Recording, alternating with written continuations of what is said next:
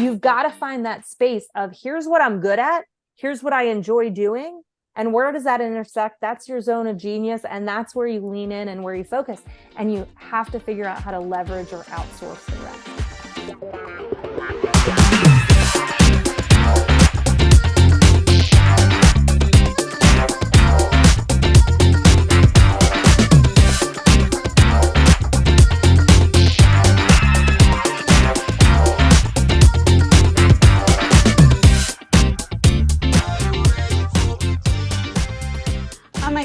Welcome to the Fifi Uncensored podcast, episode 106, part 1, with Wendy Lee Stephenson, who is a rock star, a seven-figure earner who has had multiple iterations of her success and now is really focusing in on coaching entrepreneurs with regards to their money and wealth. Such an important thing. I so love this conversation. Grab that coffee, grab that cannoli, because here we go. Hey, Wendy. Hello. How are you? Good. How are you? You have such a cute background. I'm traveling, so I'm just found a white wall to be against. Listen, there's so many options, right? It could be a bed if all we know. It could be, in the middle of the woods. It's nice to see you. Yeah, you too. Yeah. How are things? Amazing. Traveling. Good. So we're just going to kick off and just say welcome Wendy Lee Stephenson to the Fifi Uncensored podcast. And it's really cool because you and I have never officially met. Your name came into my sphere within the last few years through a mutual friend who I think was starting to study with you. I don't know how you guys came across Lita Minger Miranda. Yeah. And it was all during the time of us starting side hustles or not side hustles or network marketing and all the things. And because of doing things on social media, you start to show up in my world. Yeah. And so I wanted to go back to there's been so much because people like Lita and I didn't come from the world of MLM or social media and all the things. And it's interesting to see as a businesswoman how things just as an observer have shifted so much in the last few years. Even when you haven't been that hasn't been your path or your journey up till now, right? And it's super interesting to me because I've seen that change so much in just the last 3 years. And just where things are going. But I started studying social media in 2007, but I've been a filmmaker for over 30 years. So our world is not about doing this at all. Right. It's really adjunct to completely the opposite, even though we're in film and capturing moments and telling stories. But people behind the scenes aren't supposed to be necessarily considered doing this, which is been a very humorous journey, even though this has always been the way many people in my life probably would be like, oh, of course she's doing, of course. So, and I'm, in the world of film, I've always been considered a makeup artist, but other people walk on set and be like, are you the producer? And I'll be like, no, I'm not the producer. I'm a makeup artist, but I think like the producer. I think like the creator. And so this has been an interesting time coming across and working with and learning from and being coached by and connecting with outside communities, outside the community that people like Lita and myself were exposed to for long periods of time, and how that's opened up, it's been like speaking Hebrew. Yeah. And yet then you have a light bulb moment, and then it's more Hebrew, and then it's light bulb moments. So for yourself, I want to go back to little Wendy Lee and where she came from and what she was imagining and dreaming of and thinking of and all those things, because as a visual artist and a visionary, I know the power of the vision and the making the decision and, creating your reality from your dreams into manifesting all the things. Right. So I think that would be a great place to start. So I'd love to hear who were you as that little girl?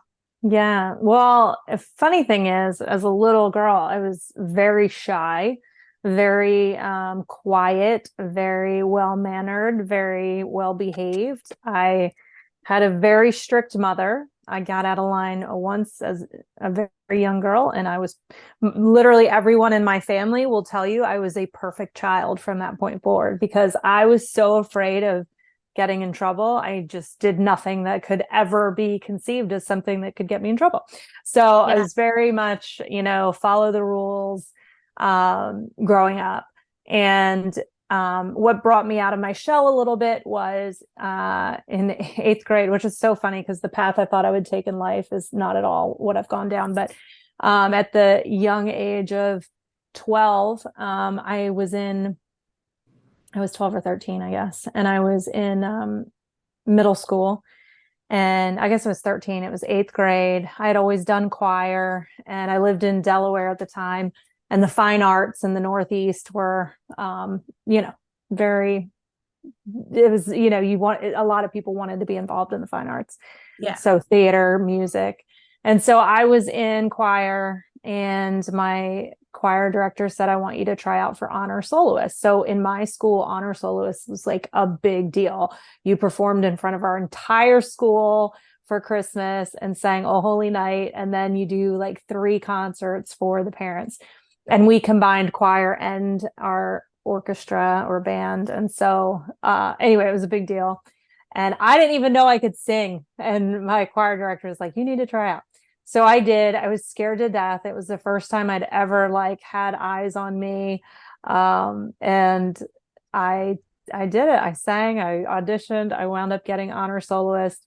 And from that point forward, I considered myself a singer. And I thought that because we happened to move to Nashville, my dad transferred for a job and I had no idea. And my choir director was like, that's Music City, right? And I'm like, I don't know. I didn't know that. Right. Yeah. And this is back before everybody listened to country music, right? Oh, yeah. And so anyway, moved they to were Nashville. listening, but it was a different generation of listeners Yes. and how listeners are today with country. Yeah, 100%. Yeah.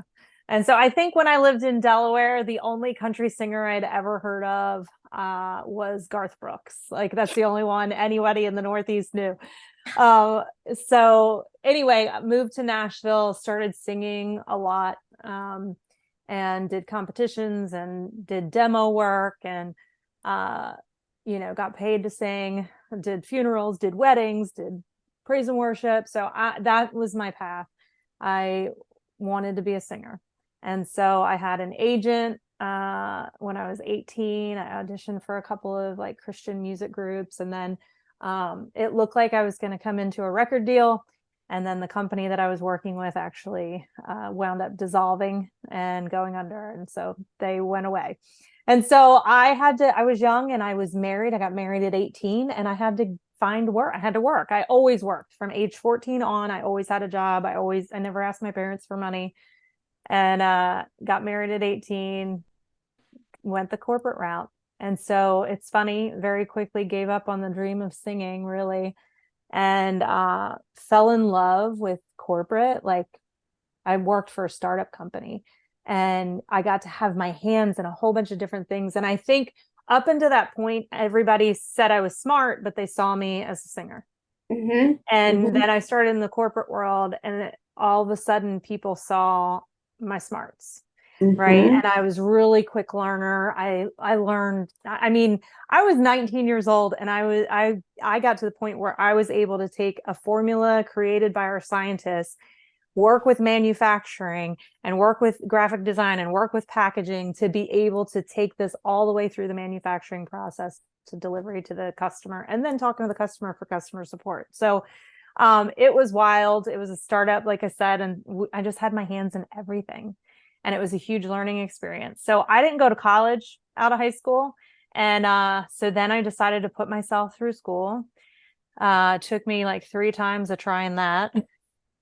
And so three attempts and 3 children later, I wound up graduating as a 30-year-old with my bachelor's degree.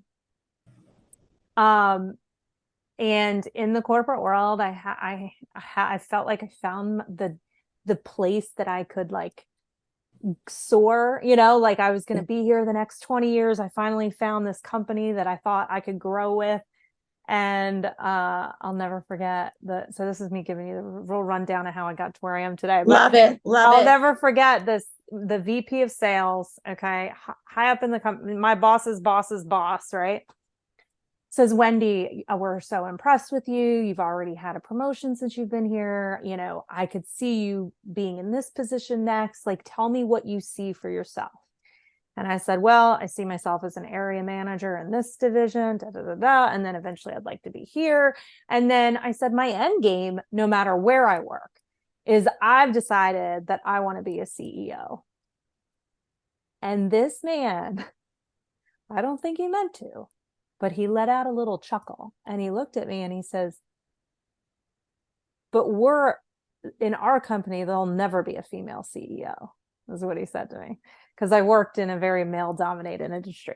He says, in our company, it'll never be a female CEO. And I remember hearing that and going, I don't know if this is the path for me. Like, I'm not going to let somebody tell me what I can't do. Right. And so wound up I left that job for another opportunity with a startup who I worked for when I was 19. Wound up getting laid off from that job. My next job got laid off 6 months later. So I had 2 layoffs in a row. And in that time frame, I found network marketing. And somebody presented it to me. Felicia, I was like, that's like what bored housewives do. Like, I was so stereotypical. And I was like, and that is horrible. Like, now I love and serve women. And I think being a mom at home is like one of the hardest jobs ever. Right. Yeah. But I'm like, oh, that's what bored housewives do, that want to make a little extra spending money. I did not know it could be a career. Had no idea. Yeah. And so, but wound up, hearing some other people who had a huge amount of success and made good money. And I'm like, wait, if you can make that kind of money, let me try it. Mm-hmm. Right. Yeah. I started that company, and 2 years later, I surpassed my highest ever corporate salary, working a fraction of the time on my own time, whenever I wanted. And it totally changed my life because it allowed me to focus on my family. I was never present for my kids. I was always my mom and dad basically raised my first 2 kids while I worked. Mm-hmm. And anyway, so it was awesome because my kids from that, so my 3rd child was 2 years old. I wound up having another child and adopting 3 more. And they don't know anything other than me being around whenever they need me, Super cool. Super cool. It's so interesting because it literally reminded me, without interrupting the thread, because I'm loving this story and this share.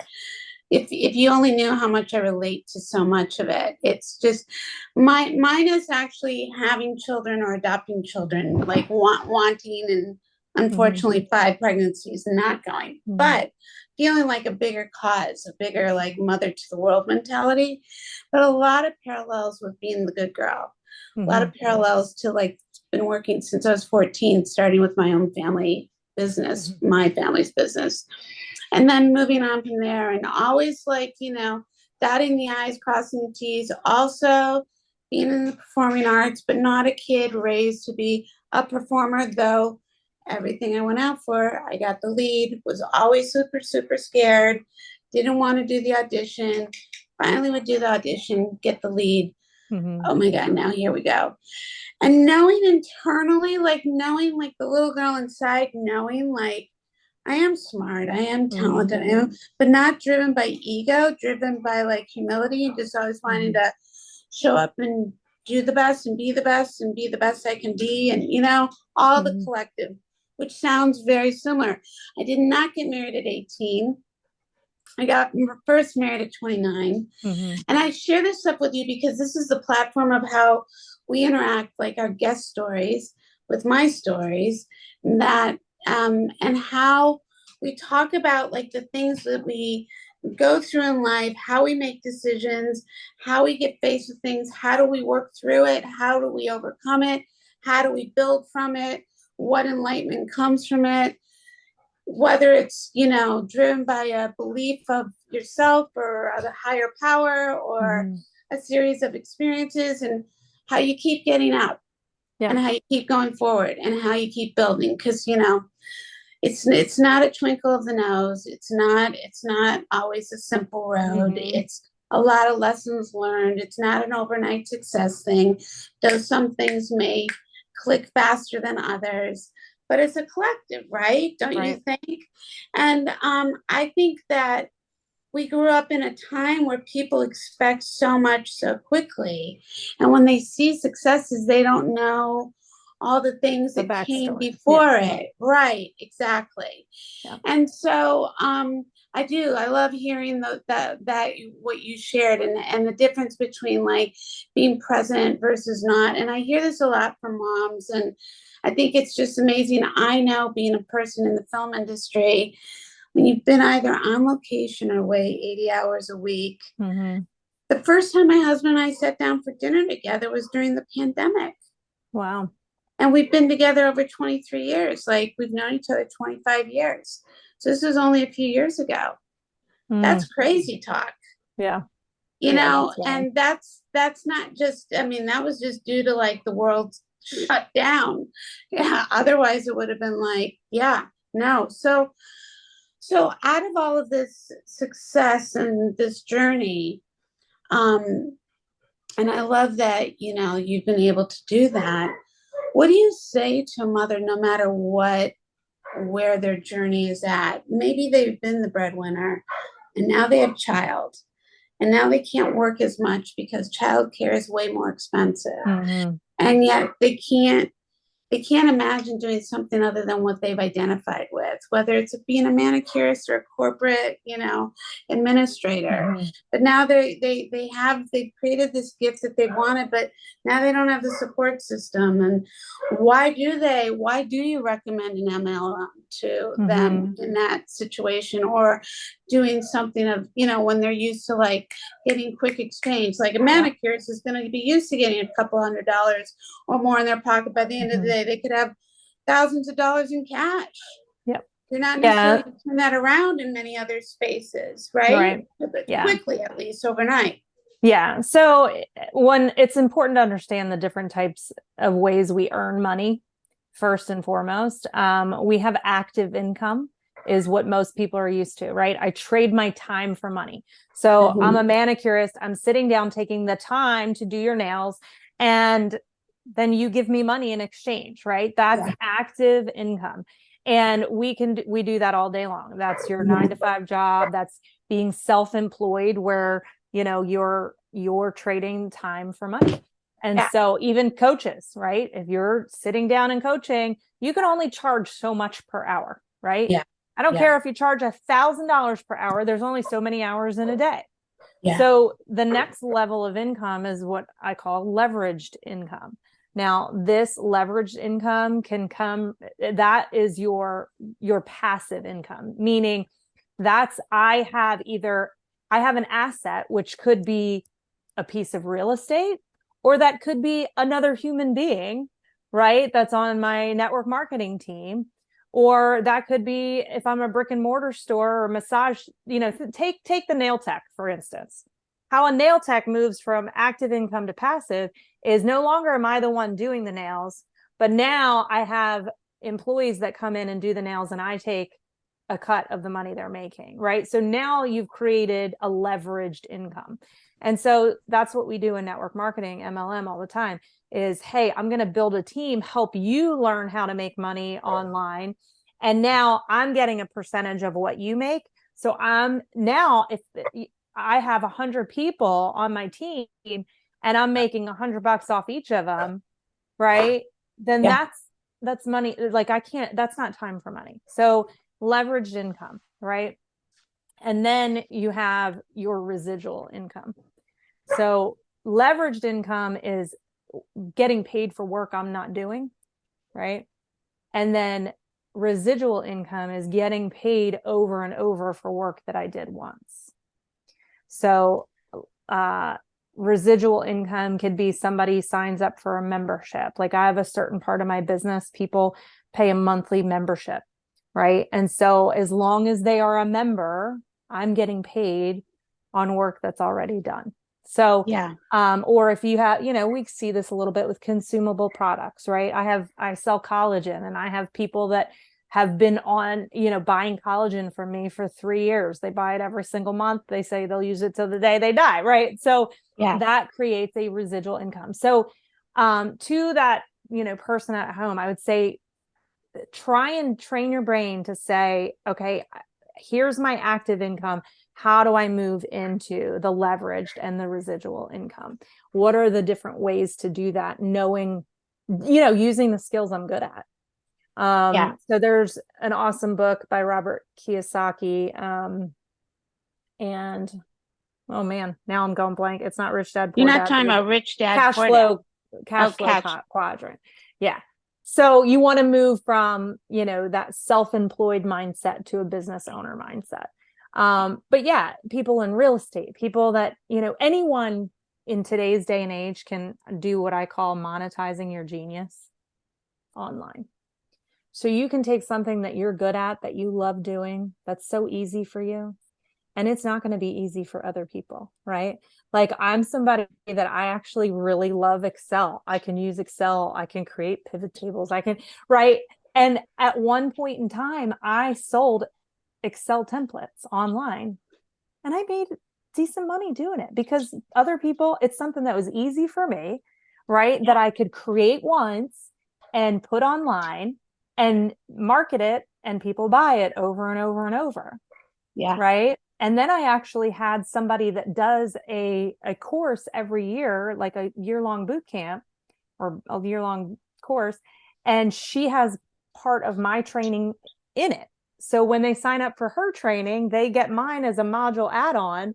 And so I don't even sell it anymore, and I still get paid on it. Right. So there's just so many ways to create money. And now that we have this online space, right, especially since COVID, since 2020, like, everyone knows how to get on Zoom, right? Everybody knows how to get on social media. And so I think where there was resistance when I first started leaning into social media, there was resistance out there about, I don't want to show people my life. I don't want to let people in. I want to keep my profile private. Now, I mean, we have access to literally the whole world with a touch of a button online. Yeah. Yeah. And so now, like, I used to say America's the land of opportunity, but now it's like anywhere that you can access the internet is a world of opportunity, right? Yeah. The world is borderless. I don't know if like, for those who don't understand MLM or have a bad taste in their mouth from MLM or don't understand it and think it's a pyramid and blah, blah, blah. Obviously, every company, depending upon when it's been birthed and where it was birthed, so to speak, is depends upon where they do their business in. I don't know about yours. I know ours is still in this country because it's an earlier concept. It's only been around a few years. But others are like throughout the world. And to your point, social media, even if you're not in that container, there's so many other avenues that social media, YouTube, Google, I mean, the biggest platform of them all is like even when I tell filmmakers this, you gotta understand, like, this is a world that we've been very like, this is what we do. You know what I mean? And all of a sudden it's become something that everybody does, but does it in way more different ways. It's so fascinating to see, like, how the power of social media has far exceeded in a certain way, and it's almost sort of weird for me to say this out loud, the industry, and it's in meaning like the entertainment industry, because content is so available and information and entertainment is so available. To your point, the world has become borderless. That's why streaming became so powerful in the last few years. We knew it was coming. I mean, in our world, we knew, but to be prepared for it. I mean, this is why there's these major strikes. Yeah. Because there's just so much, like, you're getting how much of me for how little, or you know what I mean? And how am I protecting all this stuff? And it's a fascinating world as we're all pivoting, bobbing, and weaving. And I think we've always been doing it, but it's so much faster and so much more in your face today than ever before.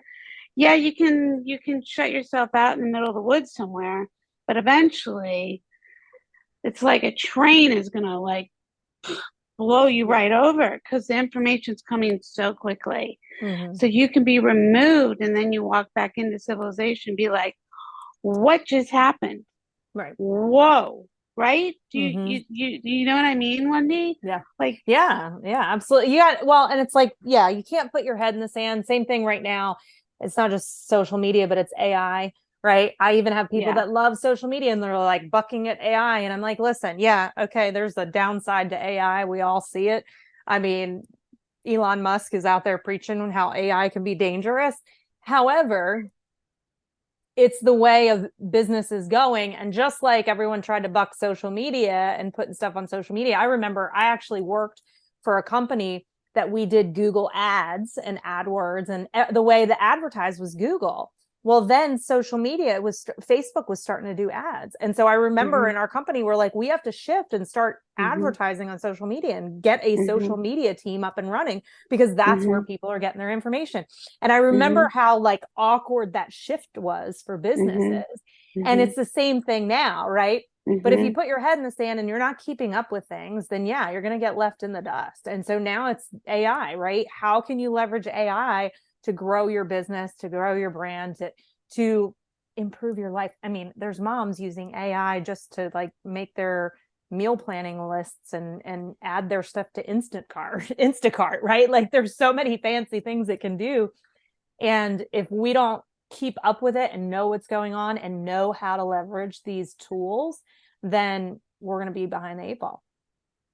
Well, and it's interesting because, again, to your point, I know just for myself personally, 3 years ago, Mm-hmm. if it weren't for the fact that this opportunity was presented to me and I said yes, I would never have been on social media in the way that I ended up Mm-hmm. being on social Yeah. media as of 3 years ago. And I talk about this a lot regarding like whether it's your pivotal moments where all of a sudden you're faced with these two roads and which road are you going to take and the decision that you make, and then how are you going to show up with that decision and take action and do it Mm-hmm. messy and all the things. And certainly for me, I was like realizing I was a combination of not only doing it messy and this is not my normal world.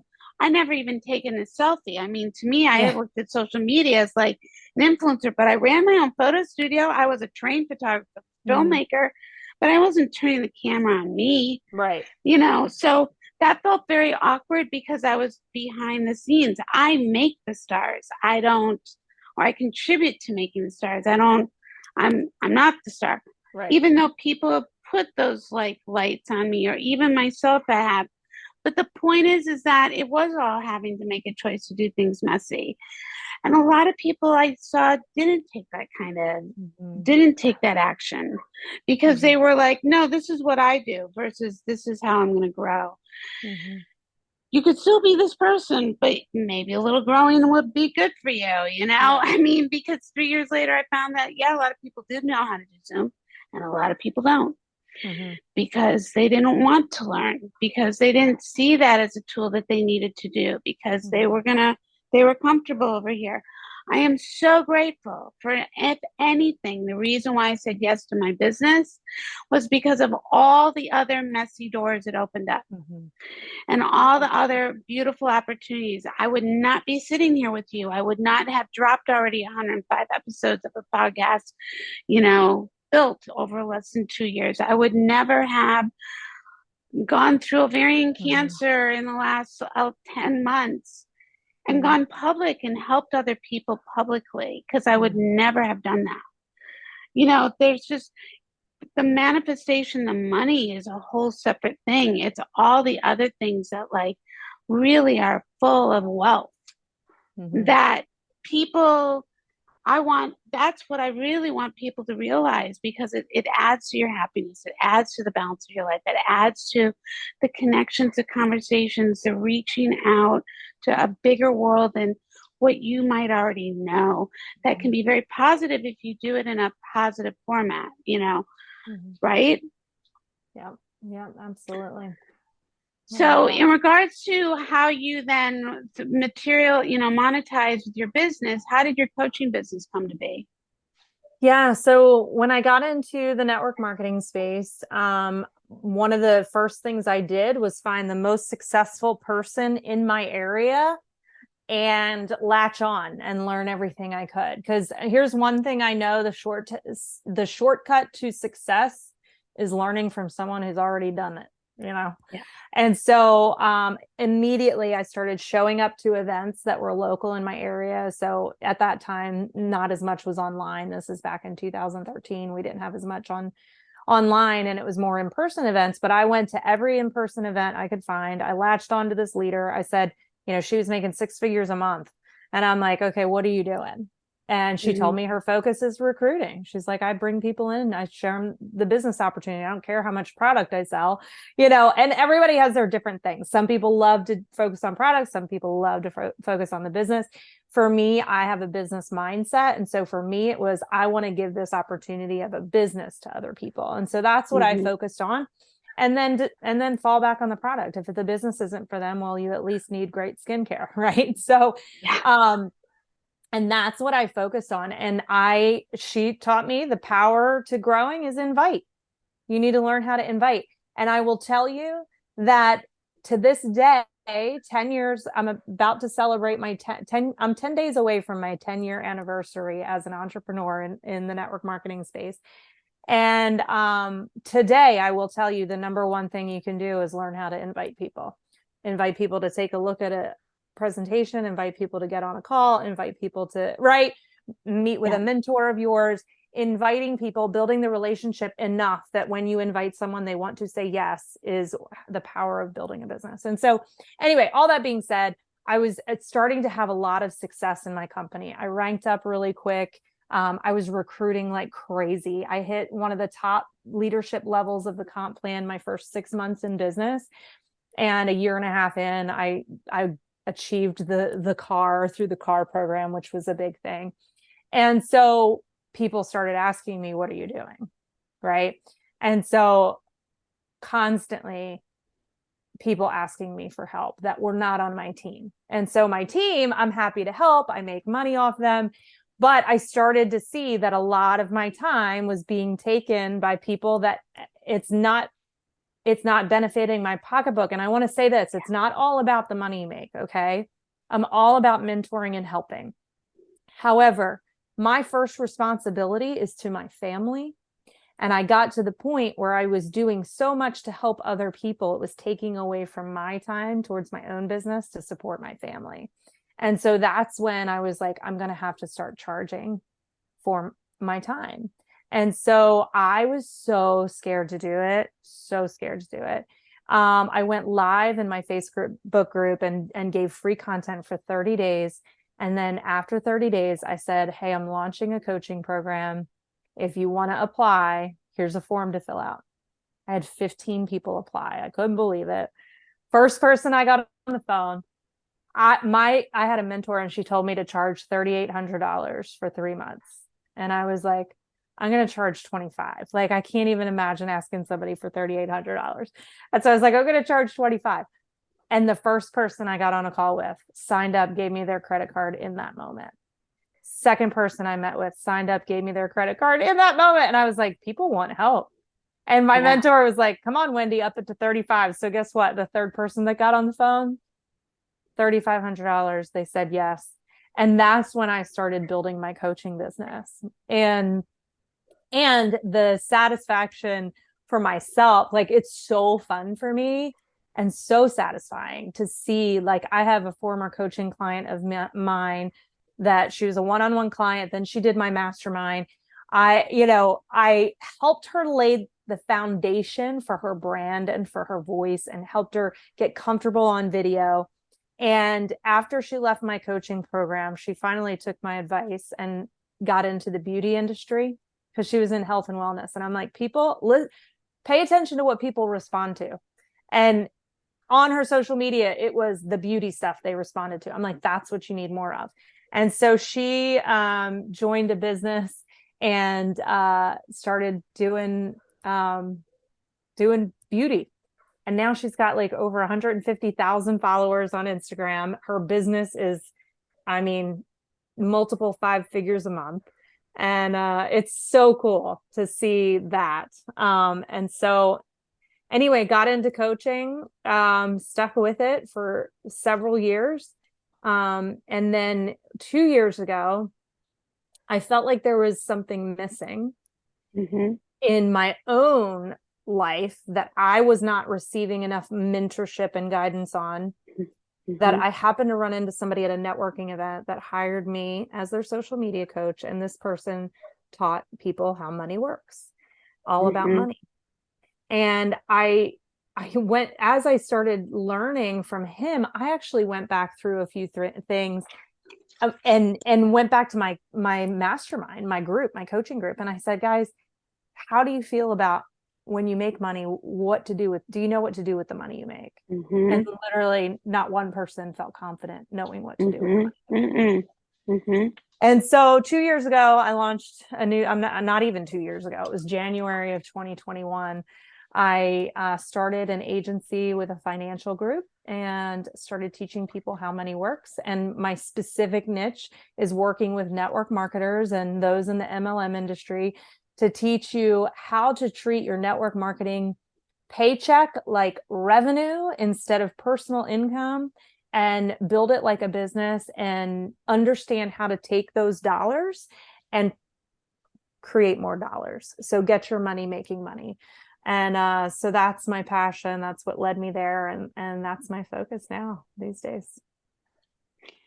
I so relate to all this stuff. I really, really love this so much.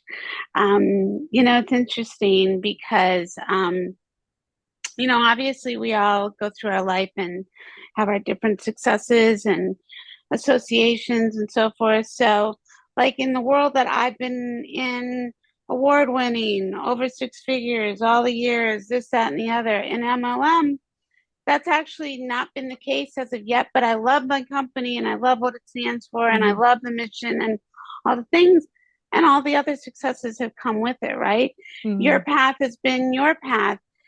I was teaching financial courses in my late 20s, being invited to like advanced art groups, talking about how we need to create education around money very different, how to teach and see money. And I especially saw it around women. Because of seeing what I saw as a kid when my parents divorced, we lost our businesses and my father died all within 5 months. And how that affected the legacy and the going forward and the planning and the lack of planning. So I've always been in that mindset. And I love all the things that have surfaced in regards to the coaching. I don't love the life coaching category. Don't really love it. Don't love that title, but I love that experience leads to possibilities and offerings and what comes of it. In your case, your success and your experience with sales and marketing that led to a series of events through what happened with work and being a mother and a wife and taking this chance with this company. And from there, creating the success. And from there, people wanting to know your how, your why, how can I do?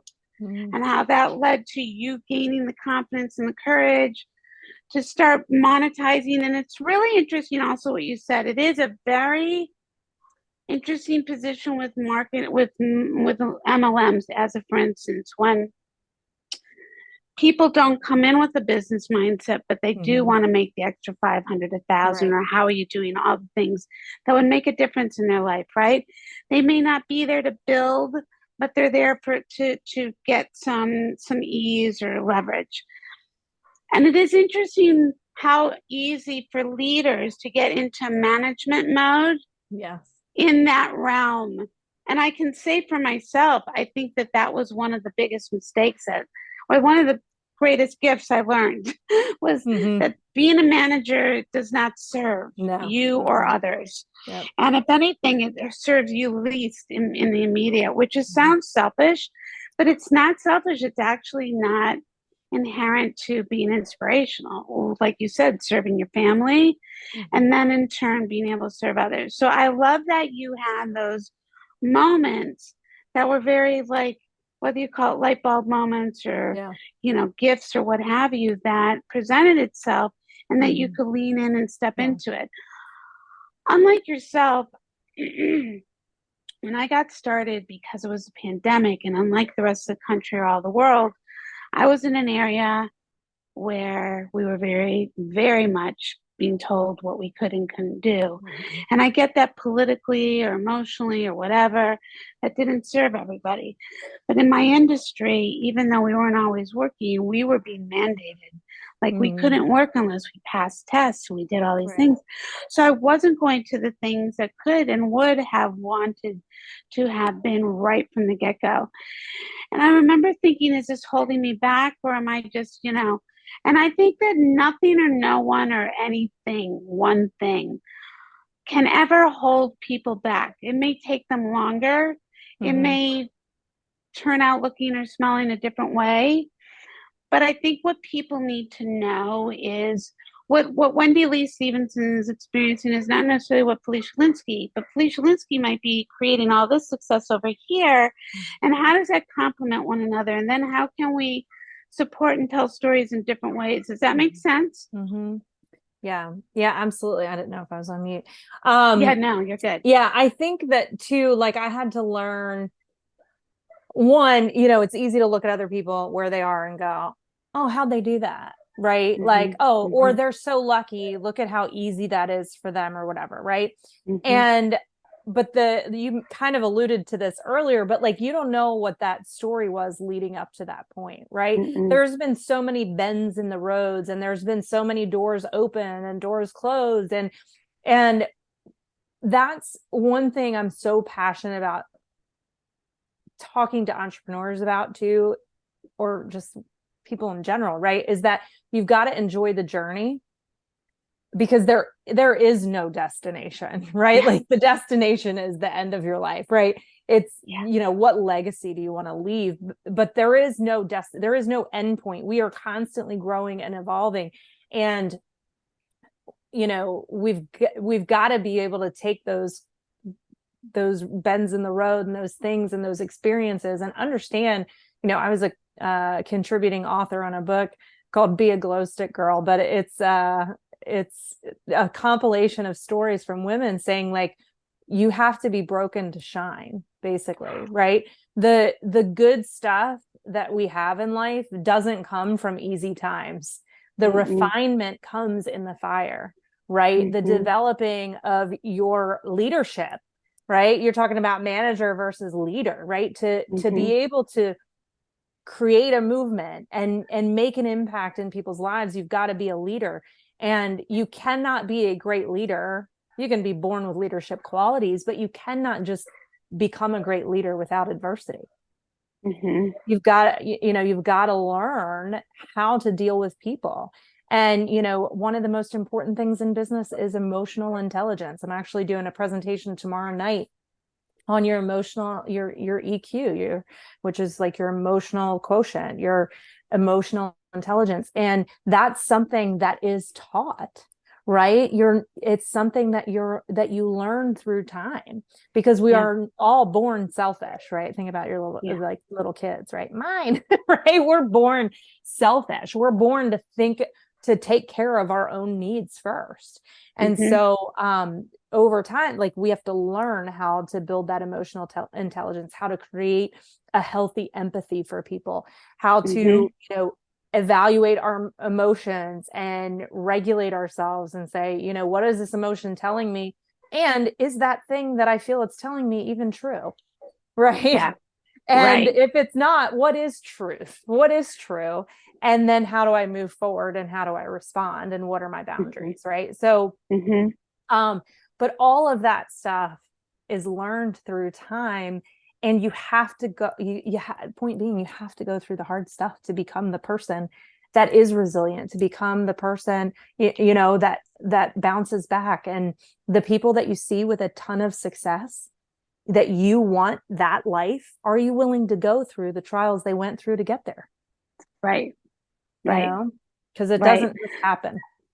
No, and it's absolutely true, and that comes with, I think, one I mean, that is always a key statement. Are you willing to go through what they went through? And then if people are, and taking that moment to actually hear that, the likelihood is they're going to say no, Mm-hmm. because they already know what going through their own stuff is like, Mm-hmm. right? So really what you're talking about is this all comes, with perspective. Mm-hmm. Empathy does not come without perspective, Mm-hmm. without being challenged, without having to scrape your knees and get back up by the willingness of your mind. And because no matter what you go through in life, you've got to have a will.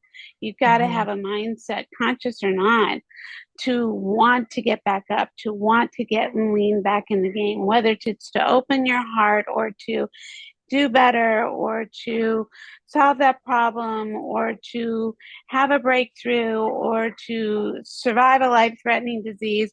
Whatever is your why, it comes with perspective, and perspective comes with time on the planet.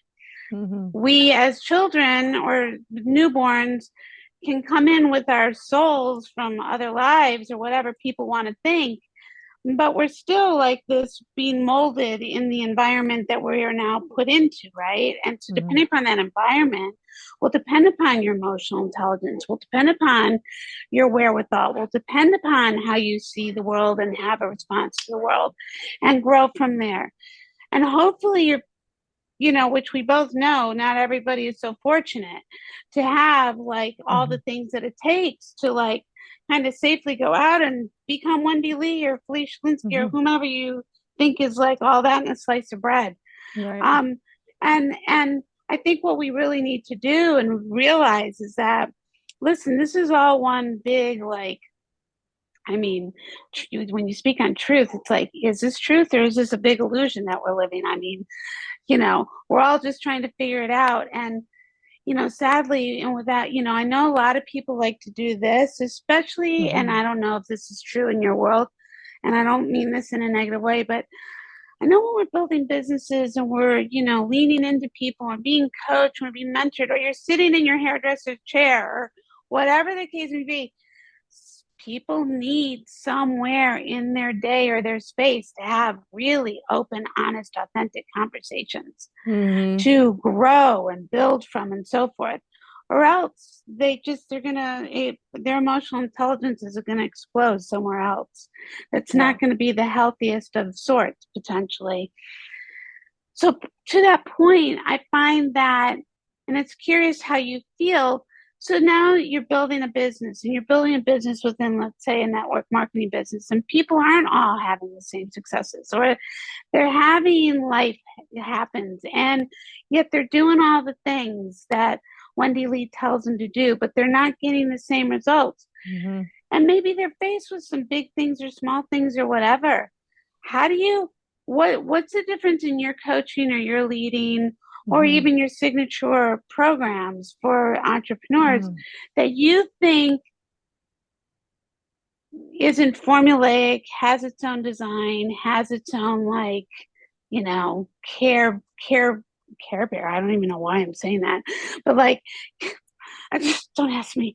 But a caring sensitivity Mm-hmm. with a really knowledgeable guidance that can really help people Mm-hmm. step into their power, step into their voice. What makes you different, or Mm-hmm. what's your burn? Like, what do you say to that? Yeah. Well, here's the deal. Some are going to be successful and some aren't. And only that person can decide that. Right. So I can't force anyone to success on anyone. Right. So when I'm coaching, my focus, right, is I want to see, one, what's the heart of this person? Like, do you actually want success?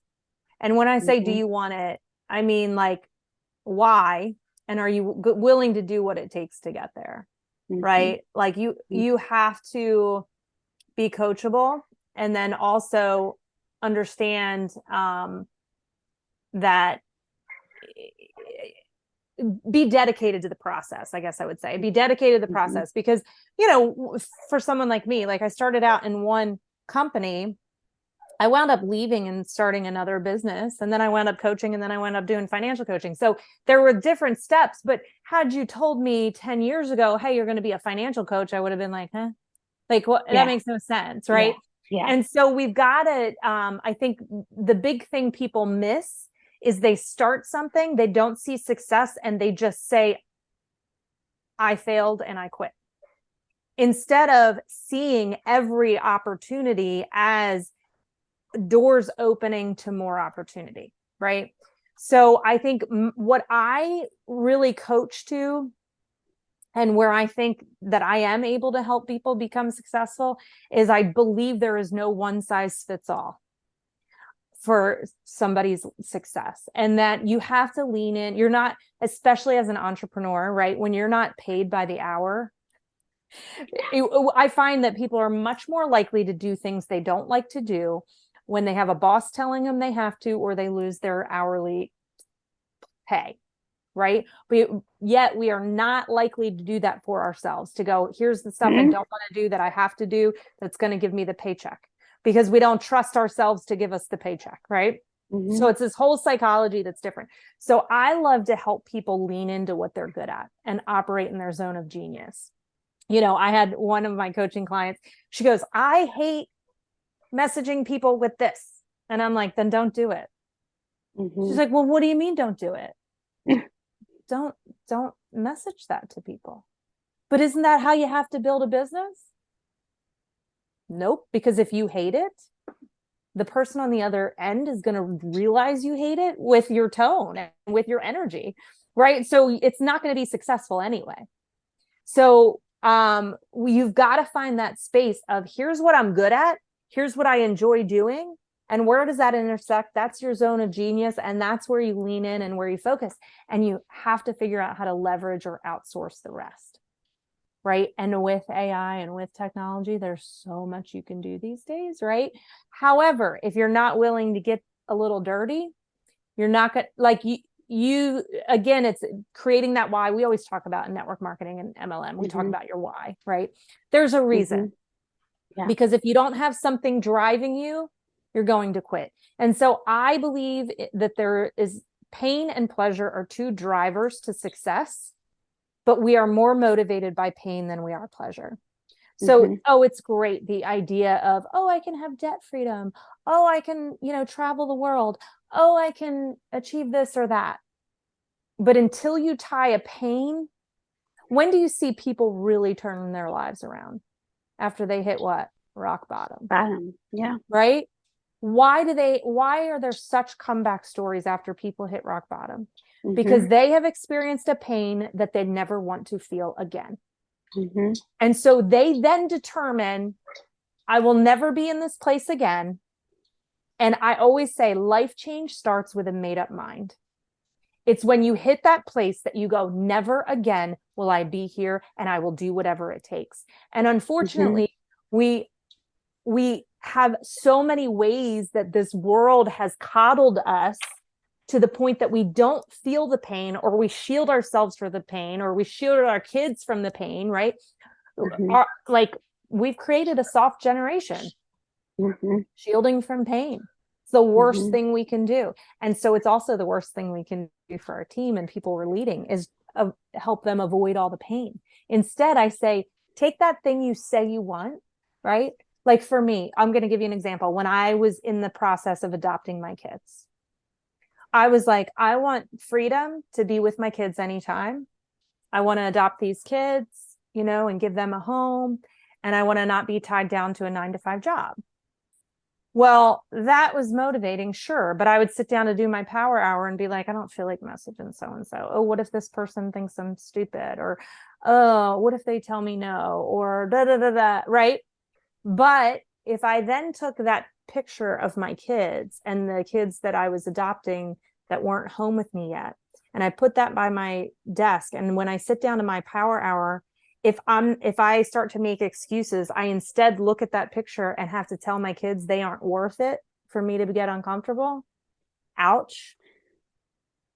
No, it's so interesting that you brought this up, because I thought of certain people, and I thought of certain people doing this business with, and I would say that to them, like, I know what you shared with your why, and Mm-hmm. you know, and if this is your motivation and this is still your why, this isn't judgment. This is just a reminder to say, I know you well enough to know that you would not do, you would go to the ends of the earth to figure it out. Mm-hmm. So, maybe I'd love to think this is a fit for you, but, then you got to figure out another reason why it's a fit for you, or what is the fit for you. So your why carries you across the threshold that you want for yourself, for the reasons of the love of your children, the time with your children, the time with your family, the freedom of time, the freedom of money, all those things. Mm-hmm. But like you said at the beginning, you can provide the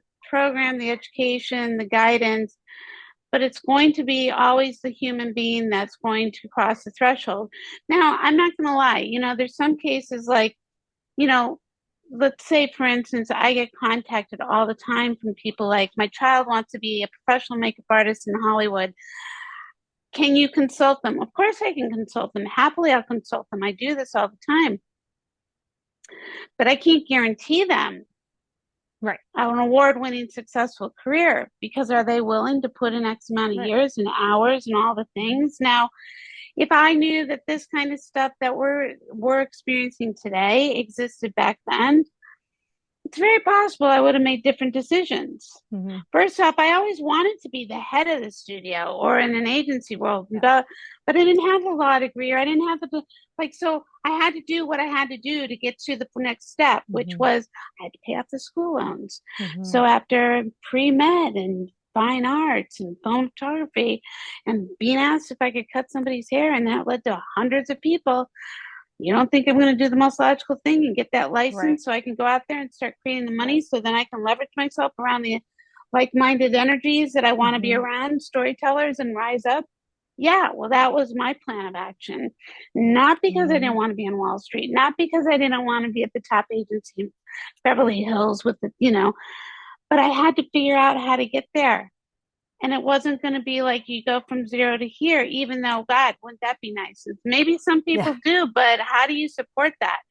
I, I think that there's also a building process, and each one of Mm-hmm. us has a different ladder that we Right. climb, Well, we or have those lessons we have to learn along the way, right? correct, I mean, to bring value. yeah, I learned some hard leadership lessons. I made some big mistakes. My first network marketing company, I thought that I needed to be the one that knew everything. I wanted everyone to come to me with questions. I wanted to be the expert. Man, I moved to my second company. I'm like, show me where the tools are. I don't want to be the expert in anything. I want to just point people to the tools, right? And so, but I had to go through the hard stuff to learn to leverage a system. And there's lessons at every step, and if you don't learn the lesson, you're going to be stuck at that step until you do, right? And that's what led me to the financial piece, because I realized there's so many people stuck at that. And I see people broke at all different levels, right? It doesn't matter how much money you make if you don't have the right money mindset, and you don't have the financial literacy to make wise decisions with the money, then you might make a lot, but you're not going to be wealthy. Right. And that was something, that mentor I told you in my first business, who was making 6 figures a month, she was stressed about money all the time.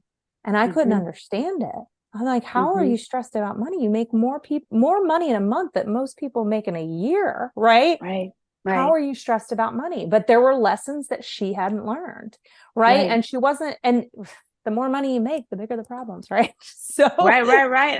Oh no, yeah. I will honestly never forget the first time I made my first 6 figures, and I was like, I'm more miserable now than wow, thank you for that. I mean, that lesson was learned so fast, Wendy Lee. Like, I was like, thank you for that gift of that lesson. That was literally at 9/11, by the way. That's how, far back. And I was like, wow, okay, this lesson was given to me really quickly. So I'll not never, but hopefully never ever, like, my appreciation, gratitude, and how I created is definitely going to be in ways that I want the environment shifted. I want different kind of people around, like all the kinds of things that I have control over if I can. and go from there. But it was really eye-opening that it doesn't buy you happiness. It doesn't provide you security. It doesn't do any of those things. It just creates more problems potentially. And then it is. And it is interesting. Our unfortunate lack of financial intelligence when it comes to our education and why we're not teaching it from the time that we're in kindergarten or nursery school or daycare for that matter. I mean, all you got to do is take blocks and teach with blocks. A little child is going to want to learn how to do that. Yep. Yeah. And that's, I mean, I think part of it's by design, right? The more dependent we are on the there can only be 1%, Wendy Lee. There can only be 1%, and we're a fraternity. We're going to stick together, even if we ship chess pieces. No, that's actually not true. But we, to your point of like, more money makes more problems. I agree with that if you don't know how to treat your money. Right. But if you understand that money is a tool, and this is something that I had to understand as well, because I had an unhealthy relationship and mindset around money. And when you understand that money is a tool to be used, right, for bigger purposes than you, I shifted my thinking from, like how many people listening have said, I just need to make this per month. Yeah. And I'll be comfortable. If I could just make this. Well, that's limited thinking, and that's selfish thinking, because you're only thinking about what you need instead of saying, I have these gifts and talents. I need to make as much money as possible so that not only can I have freedom, but I can help others, right, that don't have the gifts and talents that I do. And that was a big eye opener for me, because I used to think, I just need to be humble and I need to give away, Well, no, I want to be in such a financial position that if I see a need that arises, not only can I say, yes, I can meet that need, but I have the capabilities of teaching whoever's in that situation. Let's say it's a single mom that needs mattresses for her kids after a divorce, right? Because I've been there. Yeah. To say, here's the I'm going to take care of the need today, but I want to teach you how you can take care of these needs in the future, right? How you fish. Yes. Yeah. Yes. And so, and that's where the tool of money can buy happiness and can buy freedom and can buy all these things when you treat it as a tool that's working for you. But so many people, I kind of grew up with that mindset of money is the root of all evil. It's actually the love or the worship of money is the root of all evil. But, but we have in our mind that it's, wealthy people are the ones that worship money. I actually think a lot of the wealthy people are the ones that have a healthy relationship and understand that it's a tool. And it's the people that don't have it that think that if they have it, it's going to solve their problems, or if they, right, like that are controlled by money. Are you in a good mood or a bad mood? Does it depend on your bank account? Well, then you're worshiping money, right? Like, so we have to make that shift by understanding. I think that first step back to the basis of what we're talking about is that you can create this different income and leverage money and understand that nobody listening to this is without opportunity. Guys, you got to come back next week because there's more juicy stuff. Wendy Lee brings it, and I just loved every bit of this conversation. So join us next week. Tell everybody, subscribe, share, be a part of the community, the Camp Fifi Uncensored community, where we're just all about connection and conversation and bringing inspiring stories of people overcoming and creating their major amounts of success in all aspects of their life. Join us this season, Powerful Women. Subscribe, share. We love you. Can't wait to see you next week. Bye for now.